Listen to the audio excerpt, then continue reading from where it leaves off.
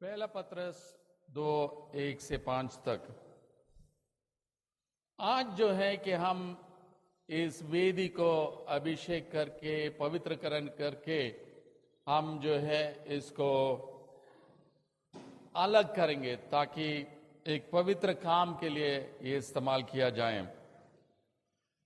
परंतु अगर देखते हैं कि असली कलीसिया जो है हम ही लोग हैं और असली कलीसिया किस तरह रहना है और किस पर भरोसा करना है, इसके बारे में पत्रस जो है मसीह लोगों को लिखता है।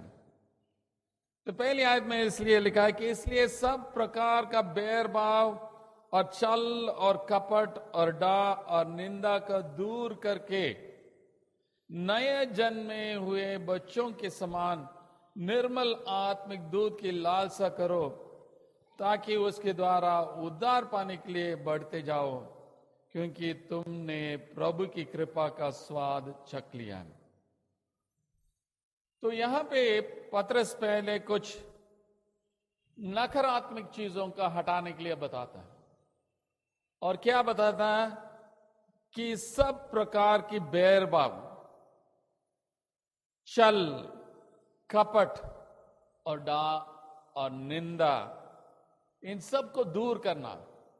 और हर कलीसिया में अगर देखते हैं कि झगड़ा होता है, ग्रुपिज्म होता है, बैरभाव होता है, एक दूसरे का टांग खींचने के लगे रहते हैं कि परंतु एकता नहीं है, कलीसिया के अंदर एकता नहीं है। जब तक कलीसिया के अंदर एकता नहीं है तब तक हम आगे नहीं बढ़ सकते। और उसका रुकावट का कारण यही लिखा है, बैरभाव है, छल है, कपट है। कपट मतलब हिपोक्रिट्स है, यानी बाहरी रूप से हम एक है, अंदरूनी रूप से हम दूसरे हैं। बाहरी रूप से हम गले मिलाते हैं और अंदरूनी रूप से चाकू लगाना चाहते हैं। यही हमारा जो स्वभाव है, दिखावट एक है, अंदर कुछ और है। तो पत्रस कहता है कि ये सब हटा दो। निंदा करना, किसी का बदनाम करना, किसी का नाम को निंदा करना, इसमें तो हम माहिर हैं। और हम चुपचाप से किसी के कान में बोलते हैं, किसी को नहीं बताना ये हुआ है, इसका मतलब ये कि सबको बताओ।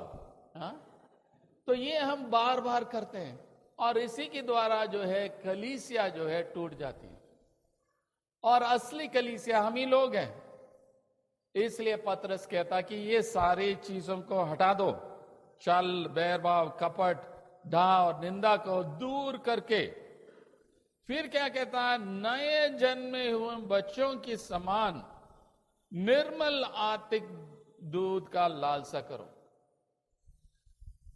नए जन्मे हुए बच्चे जो है सिर्फ दूध पीते हैं और वो बार बार पीते हैं क्योंकि उनका प्यास बहुत जल्दी लगता है और वही मां की दूध पीते हैं। और पत्रस कहता है कि अगर हम मसीह में नया जन्म लिया तो आत्मिक दूध हम पीना है। और आत्मिक दूध क्या है? क्या है आत्मिक दूध? परमेश्वर की वचन है, परमेश्वर खुद है। तो क्या हम परमेश्वर की वचन को पढ़ते हैं? रोज पढ़ते हैं। आज मैं दृढ़ीकरण इबादत के लिए गया था और बच्चों से मैंने पूछा कि आप मेरे सामने, खुदा के सामने आज शपथ खाने वाले हैं कि मैं रोज बाइबल पढ़ूंगा और प्रार्थना करूंगा। वही उनका प्रतिज्ञा है वो कॉन्फर्मेशन सर्विस में।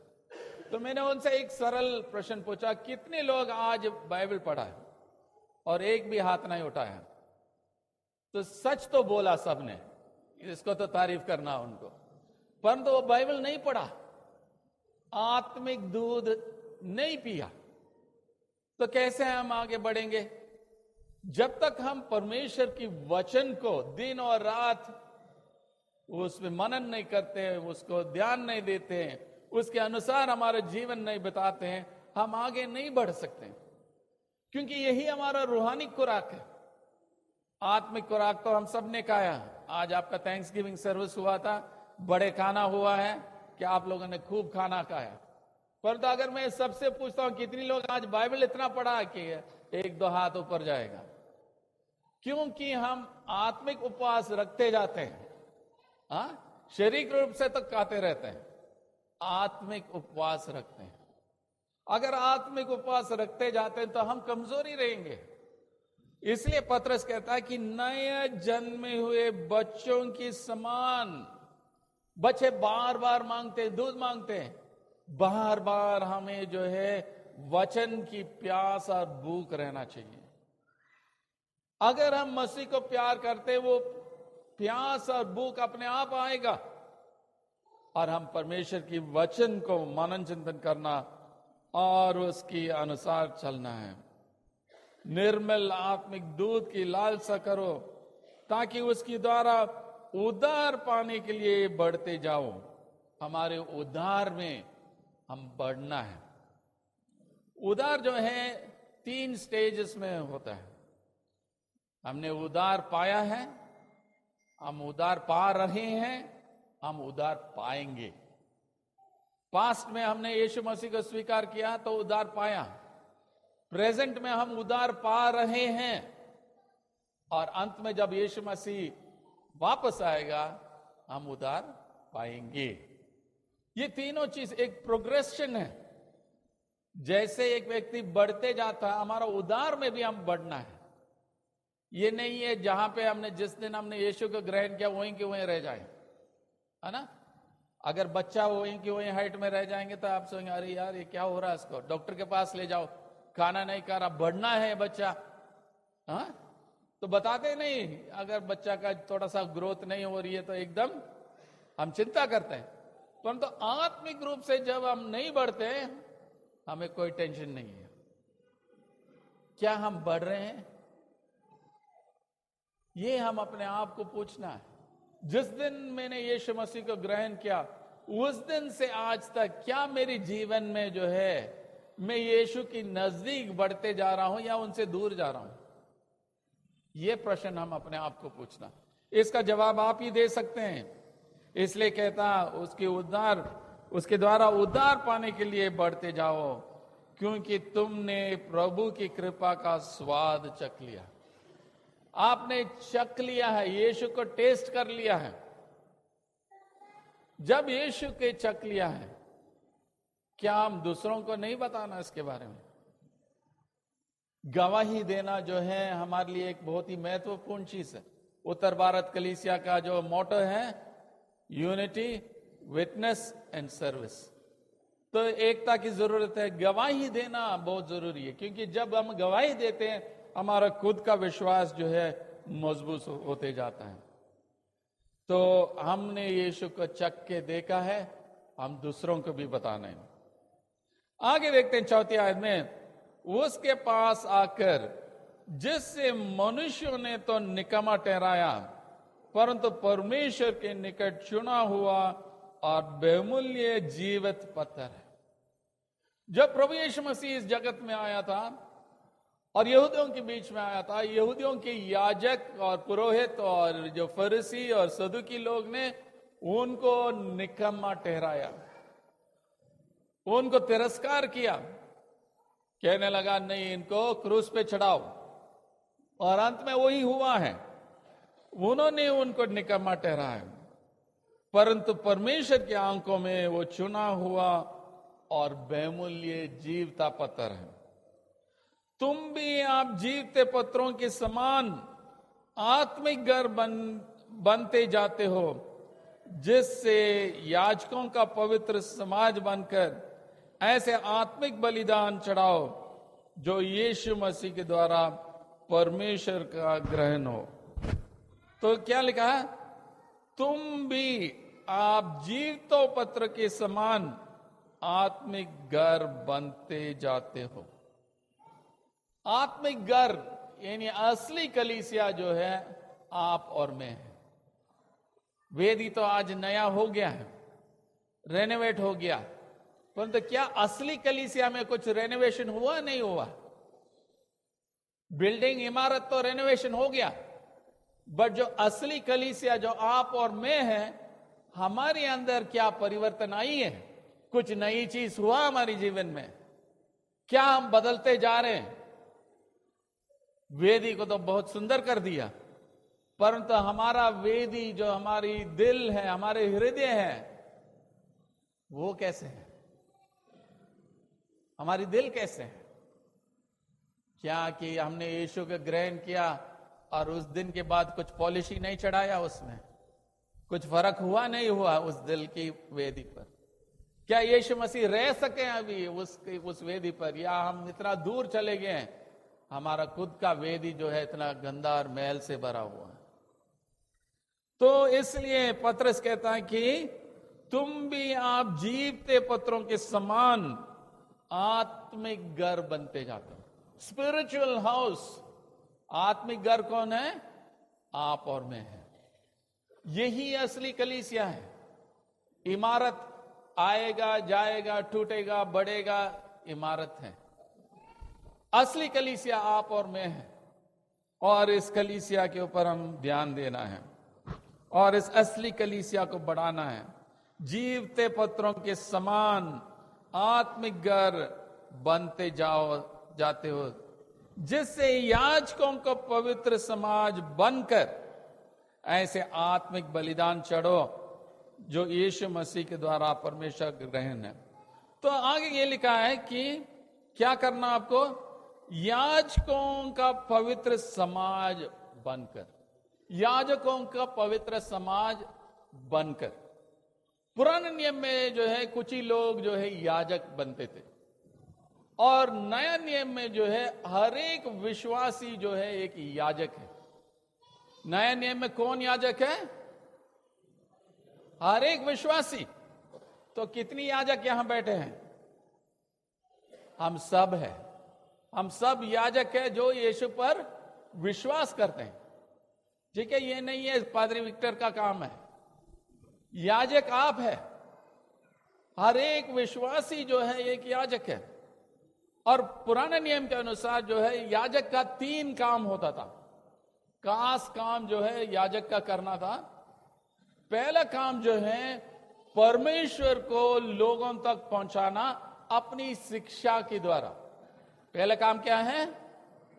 परमेश्वर को लोगों तक पहुंचाना। किसके द्वारा? अपनी शिक्षा के द्वारा। तो आप सब लोग याजक हैं। आपका पहला काम क्या है? परमेश्वर को लोगों तक पहुंचाना है शिक्षा के द्वारा। तो कितनी लोगों का आपने बताया यीशु मसीह के बारे में? कितनी लोगों को बताया? आप तो याजक है, परंतु हमारा शिक्षा जो देने का काम है वो हम नहीं करते, क्योंकि तभी वो जानेंगे यीशु कौन है। पुराने नियम में भी यही समस्या था। इज़राइल एक देश के रूप में बुलाया ताकि इज़राइल की जो चाल चलन के द्वारा बाकी देशों को पता लगेगा कि यावे परमेश्वर कौन है। और इज़राइल जो है वो उसमें सफल नहीं हुआ, फेल हो गया। इसलिए यीशु मसीह खुद आया है। अब जो है आप जो है याजकों की समुदाय है, प्रीस्टली कम्युनिटी है। तो हमें परमेश्वर को हमारी लोगों तक पहुंचाना है। हम बताना दूसरों को यीशु मसीह के बारे में। यह हमारा काम है, हर एक विश्वासी का काम है। दूसरा एक याजक का काम है लोगों को परमेश्वर तक पहुंचाना। दूसरा काम क्या है? लोगों को परमेश्वर तक पहुंचाना। कैसे? कैसे?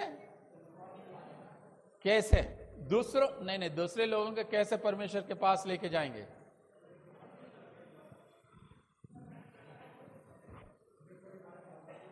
फिर सिफारिश करना, उनके लिए प्रार्थना करना, तभी तो दूसरों को आप परमेश्वर की उपस्थिति में ले जाते हैं।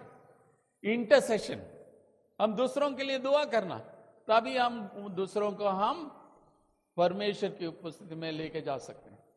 सिफारिश करना दूसरों के लिए। कई बार हमारा जो प्रार्थना जो हो जाता है कि शॉपिंग लिस्ट हो जाता है, खुदा मेरे लिए ये लाना, वो लाना, ये लाना। हम दूसरों का नाम ही नहीं लेते हैं। हमारा जो लिस्ट है वो ही पूरा होना है। परंतु यीशु मसीह का कहने का मतलब है कि हम लोग जो है उनकी चेले, हमें उनकी याजक है। पतरस इसलिए हमें याद दिलाता है कि आप याजक हैं, तो परमेश्वर को लोगों तक पहुंचाना अपनी शिक्षा के द्वारा, लोगों को परमेश्वर तक पहुंचाना अपनी प्रार्थना के द्वारा, दूसरों के लिए प्रार्थना करना, इंटरसेसरी प्रेयर, दिन और रात हम प्रार्थना करना। इसलिए उत्तर भारत कलीसिया में राष्ट्रपति के लिए, प्रधानमंत्री के लिए दुआ की जाती है, देश के लिए दुआ की जाती है, जजेस के लिए दुआ की जाती है, ताकि हम दूसरों के लिए प्रार्थना करें। तीसरा काम जो है एक याजक का था, वो दूसरों के लिए आशीष का कारण बनना। सिर्फ मुंह जबानी आशीष नहीं देना, परंतु आशीष का कारण बनना। Not only to bless the people in the name of the lord, but also to be a blessing. तो हम कई बार बोलते हैं, व्हाट्सएप मैसेज भी लिखते हैं, गॉड ब्लेस यू, बट क्या हमारा जीवन जो है दूसरों के लिए आशीष का कारण है? नहीं है, या रुकावट के कारण है? ये हम सोचना, क्या मेरे जीवन के द्वारा मेरे समाज आशीषित है, या मेरे जीवन के द्वारा दूसरों के लिए मैं ठोकर का कारण है? ये अपने आप सोचना है। तो इसलिए वो पत्रस हमें कहता है, जिससे याजकों को पवित्र समाज बनकर ऐसे आत्मिक बलिदान चढ़ाओ जो यीशु मसीह के द्वारा परमेश्वर को ग्रहण है। ये आत्मिक बलिदान क्या है? स्पिरिचुअल सैक्रिफाइस, ये क्या चीज है? What is our spiritual sacrifice? हमारे आत्मिक बलिदान क्या है? बोलिए। पश्चाताप करके फिर क्या करना है? मन फिराना, और क्या करना है? और क्या करना? हमारे जीवन में फर्क होनी चाहिए। हमारे जीवन में लोग मसीह को देखना, वो हमारा आत्मिक बलिदान। Our spiritual sacrifice is our own life. हमारे जीवन अर्पित करना ताकि लोग यीशु को देखते हैं। हमारे जीवन ऐसा होना चाहिए कि लोग खुद गवाही दें कि उनके जीवन में फर्क है, उनके जीवन में अंतर है। तो आज हम इस वेदी को पवित्रकरण करने वाले हैं, परंतु उसी के साथ सिर्फ वेदी को नहीं है, परंतु हमारी दिल की वेदी है, उसको भी हम पवित्र करें। उस दिल की वेदी को आज पवित्र करें, उसको अभिषेक करेंगे। हम आत्मा के अभिषेक मांगे अपने लिए। हम याजकों की समाज हैं।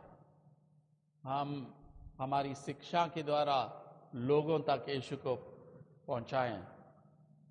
हम लोगों के लिए सिफारिश करें हमारी प्रार्थनाओं के द्वारा, ताकि लोगों को परमेश्वर की उपस्थिति में ले जाएं, और आखिरी में हम सब के लिए आशीष का कारण बने। खुदा आप सबको आशीष दें। आमीन।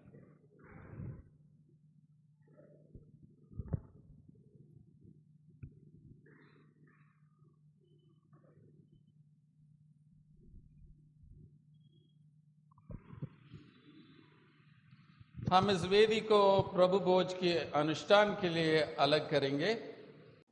हे सर्वशक्तिमान परमेश्वर, हम आपकी स्तुति करते हैं कि आपने हमें दासत्व से छुड़ाने के लिए अपने पुत्र यीशु मसीह को भेजा, ताकि हमें छुआछूत के कलंक से मुक्त करके आत्मसम्मान की जिंदगी दें।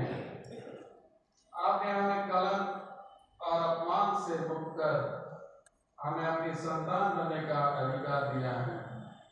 हे पिता परमेश्वर,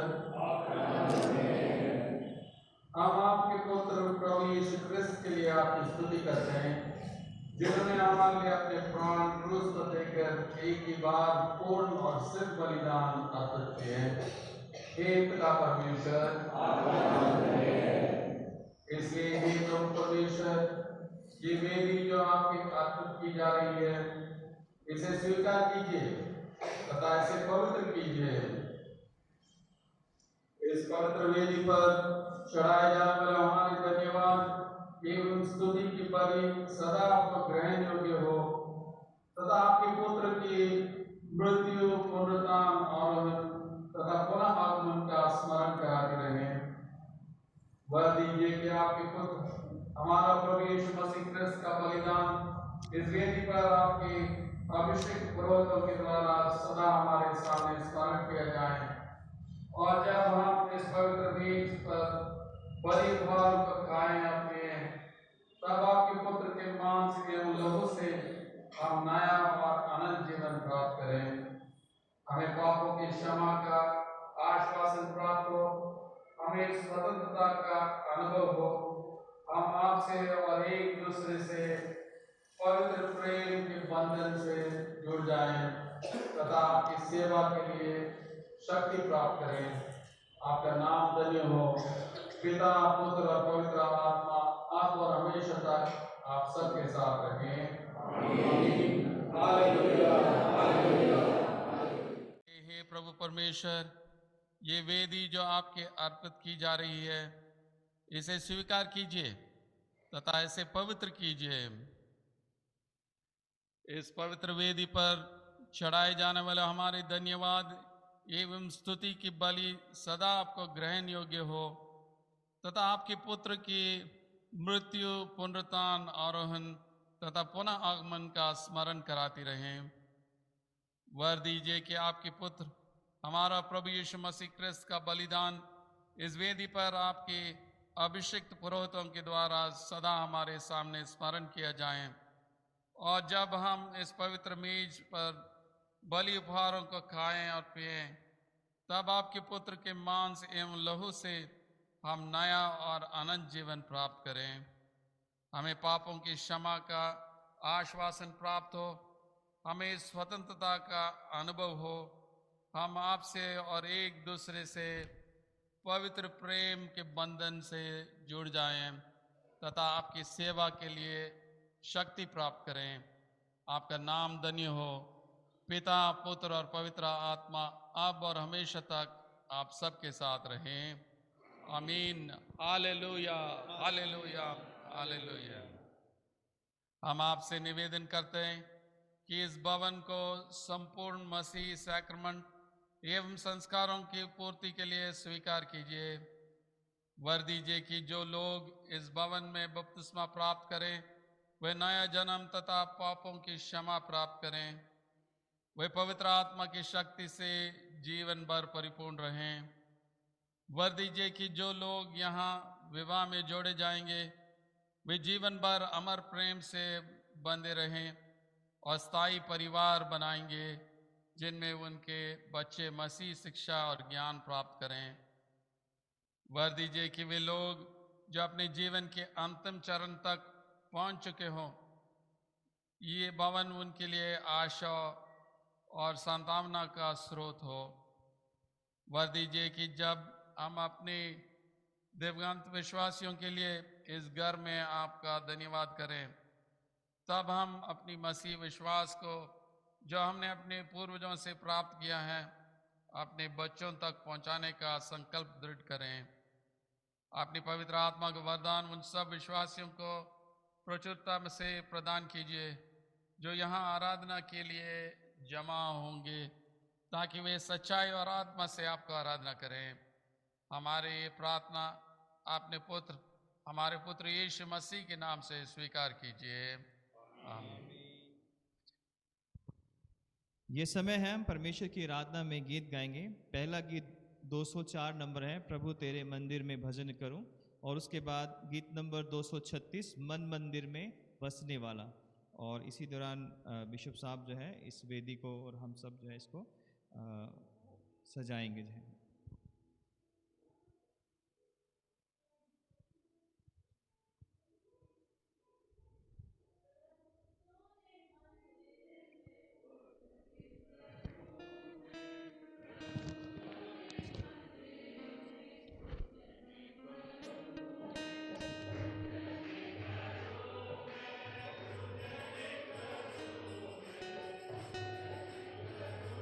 Jay, can you get my books from the team?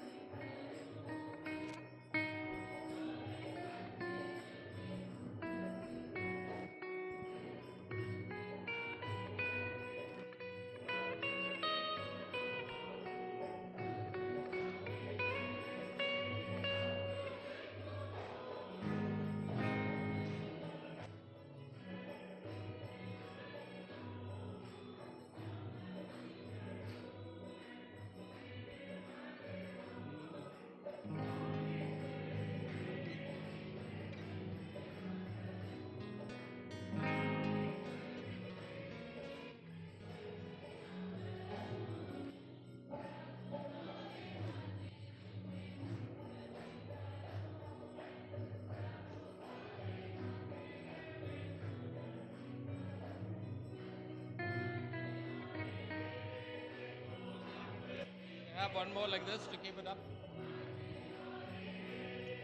ये ले लेंगे फिर. बाइबल को उधर रख दो, ये दे दो. बाइबल को वहीं रखो,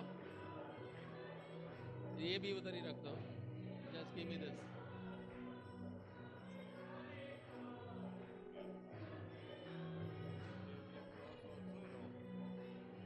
I'll see one.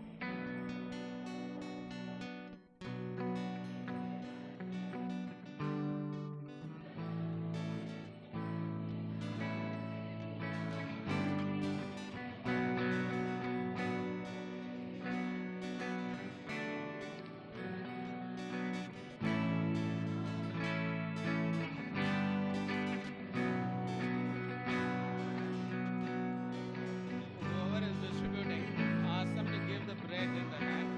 Let them dip it and take it. Okay, good.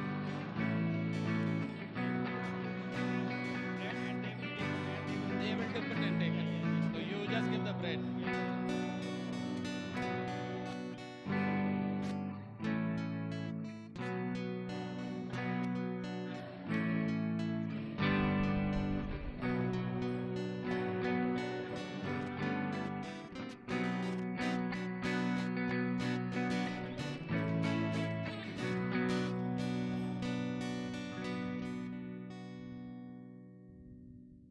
ये समय है कि जब हम अपनी ऑल्टर का उद्घाटन कर रहे हैं, इसको इनॉग्रेशन कर रहे हैं, तो हमारे बिशप साहब जो है इसको कट करेंगे और इसको जो फ्लावर से इसको ढका गया है इसको अनवेल करेंगे. तालियां बजाएंगे हम सब.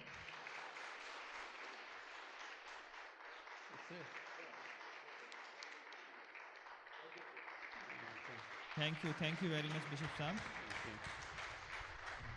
और ये समय है कि ये जो कर्टन है, जो ऑल्टर रेनोवेट हुआ है, उसको अनवेल करेंगे बिशप सर.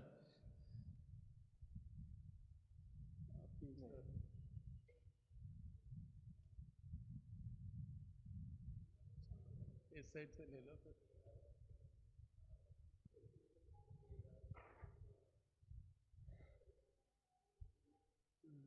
क्या है तुम?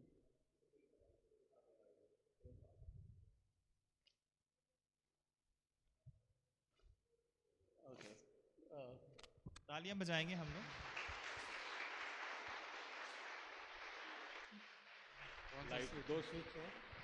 Thank you sir, thank you Girish sir.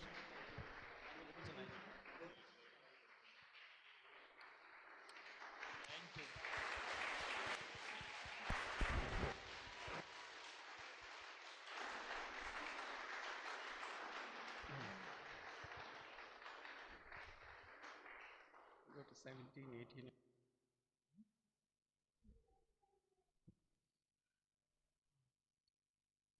हम प्रभु भोज की जो हमारी आराधना पुस्तक है, इसमें से हम सेक्शन नंबर 17 पाप स्वीकरण पाप अंगीकार से हम शुरू करेंगे।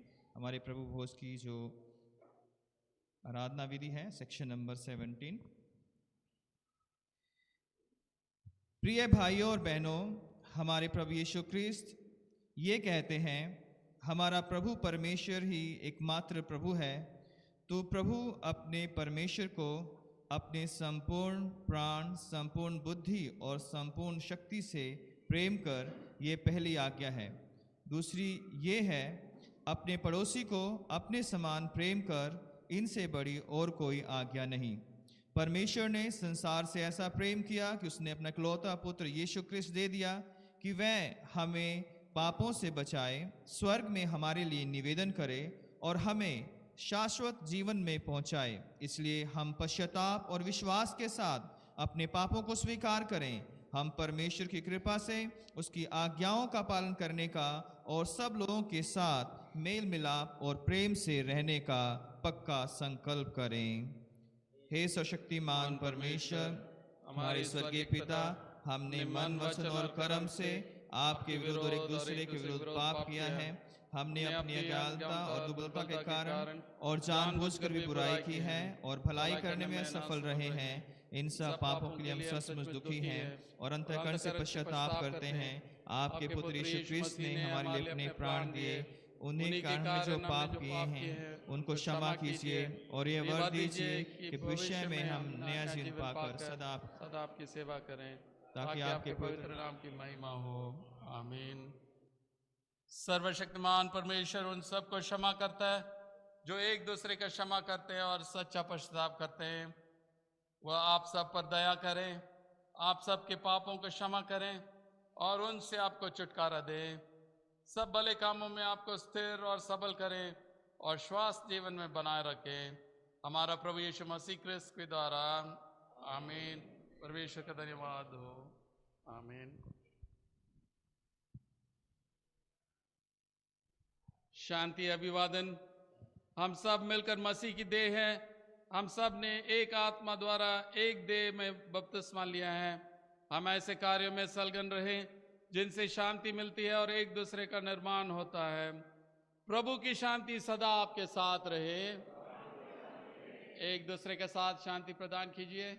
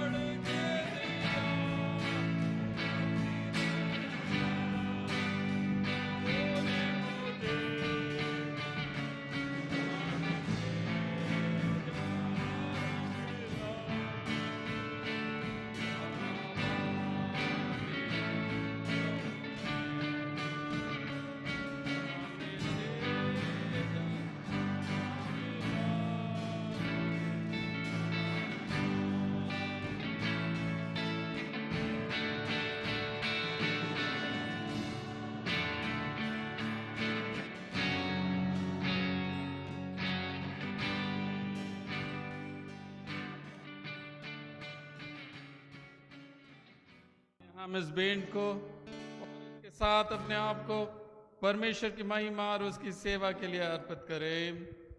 सर्वशक्तिमान परमेश्वर, संसार की सृष्टिकर्ता, सब वस्तुएं आपसे ही प्राप्त होती है और आप ही की संपत्ति में से हम आपको भेंट चढ़ाते हैं।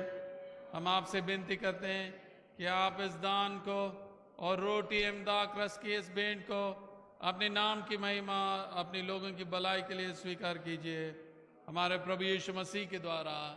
आमीन। प्रभु यहाँ उपस्थित है। अपना हृदय प्रभु में लगाओ। हम अपने प्रभु परमेश्वर को धन्यवाद दें। हे पवित्र पिता, स्वर्गिक राजा, सर्वशक्तिमान और शाश्वत परमेश्वर, ये उचित ही नहीं वरन हमारा कर्तव्य और आनंद भी है कि हम हर समय और हर जगह आपके एकलौते पुत्र हमारा प्रभु यीशु मसीह के द्वारा आपको धन्यवाद दें और आपकी स्तुति करें। वही आपका सत्य और जीवित वचन है। उसी के द्वारा आपने आदि से सब वस्तुओं की सृष्टि की और हमें अपने स्वरूप में बनाया। उसी के द्वारा आप इस संसार में आने वाले प्रत्येक व्यक्ति को ज्ञान से प्रकाशित करते हैं। आपने युग युग में नबियों और विद्वानों को नियुक्त किया है कि वह हमें आपका मार्ग दिखाएं। उसी के द्वारा आपने हमें पाप के बंधन से मुक्त किया है। आपने उसे दे दिया कि वह हमारे लिए मनुष्य बने, क्रूस पर अपने प्राण दे और मृतकों में से फिर जी उठे। उसी के द्वारा आप अपना पवित्र एवं जीवनदायक आत्मा में प्रदान करते हैं, जिससे हम आपकी संतान बने और आपकी नई सृष्टि का प्रथम फल हो। इसलिए संतों और स्वर्गदूतों के साथ जो आपके सिंहासन के सामने निरंतर आपकी स्तुति करते हैं, हम भी आपके नाम की महिमा का गान करते हैं और ये कहकर आपकी सराहना करते हैं, पवित्र पवित्र पवित्र प्रभु, प्रतापी और सर्वसामर्थ्य परमेश्वर, स्वर्ग और पृथ्वी आपकी ऐश्वर्य से परिपूर्ण है। परम पदान में होशन्ना। हे स्वर्गिक पिता, आपने पुत्र हमारे उद्धारकर्ता प्रभु यीशु मसीह के द्वारा हमारे स्तुतिगान को स्वीकार कीजिए। हमें जो अब उसके नमूने पर चलते हैं और उनकी आज्ञा का पालन करते हैं, ये वर दीजिए कि आपके आत्मा की शक्ति से रोटी और दाख रस की भेंट हमारे लिए उनके देह और रक्त हो, जो हमारे लिए मरे और जी उठे। जिस रात प्रभु यीशु पकड़वाए गए, उन्होंने रोटी ली और आपको धन्यवाद देकर तोड़ी और अपने शिष्यों को देकर कहा, लो खाओ, ये मेरी देह है जो तुम्हारे लिए दी जा रही है। मेरी स्मृति में ऐसे ही किया करो।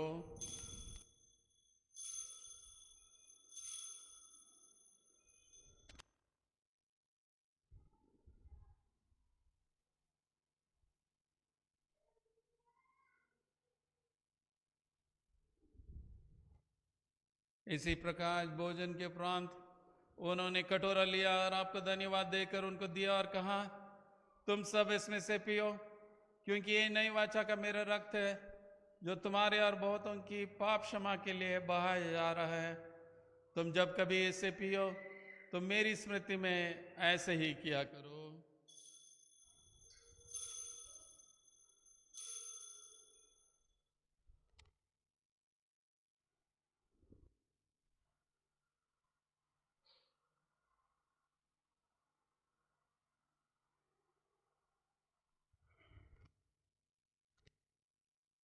इसलिए हे स्वर्गिक पिता, आपके पुत्र की स्मृति में हम इस रोटी और इस दाख रस को इस अनुष्ठान के लिए अलग करते हैं।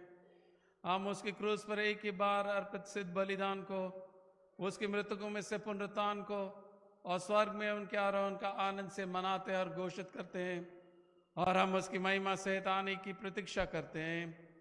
क्रिस्त हमारे लिए मरे, क्रिस्त जी उठे हैं, क्रिस्त फिर आएंगे। अगले प्रार्थना हम साथ साथ कहें।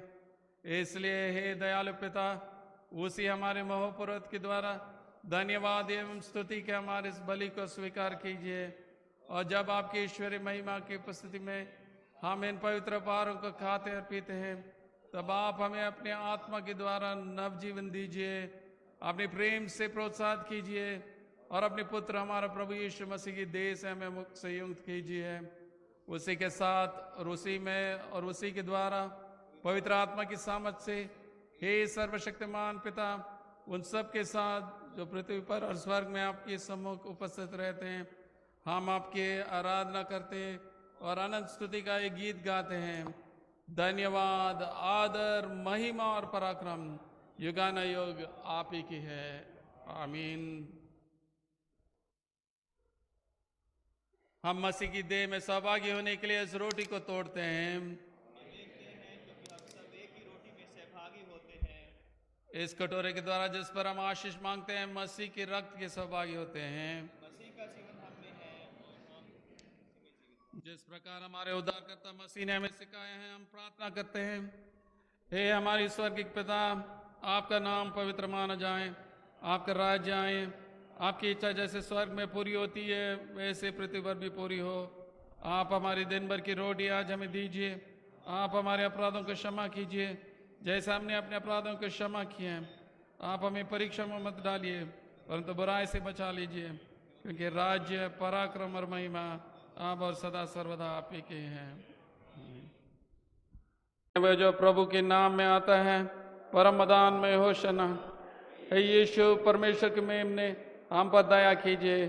हे यीशु हमारे पापों को बोझ उठाने वाले, हम पर दया कीजिए। हे यीशु संसार के मुक्तिदाता, हमें अपनी शांति प्रदान कीजिए।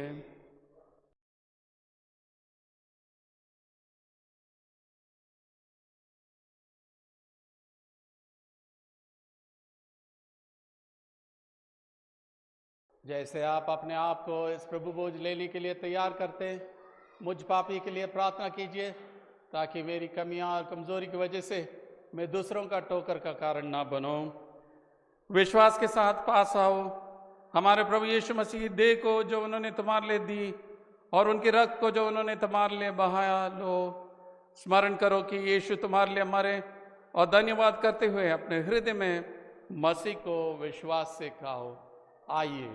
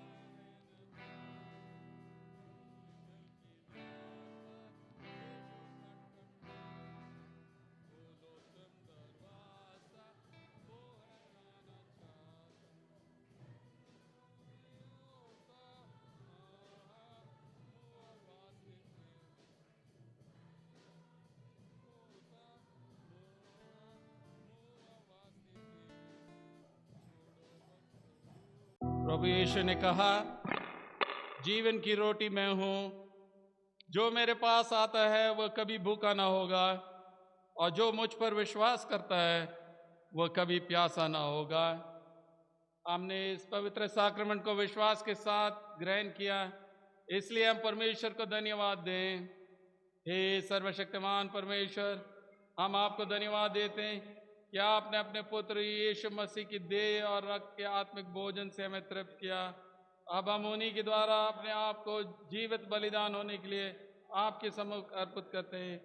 ये वर दीजिए कि हम आपके पवित्र आत्मा के सामर्थ से परिपूर्ण होकर यहाँ से विदा हो और अपनी जीवन तथा सेवा के द्वारा हर समय आपकी महिमा प्रकट करें। आमीन।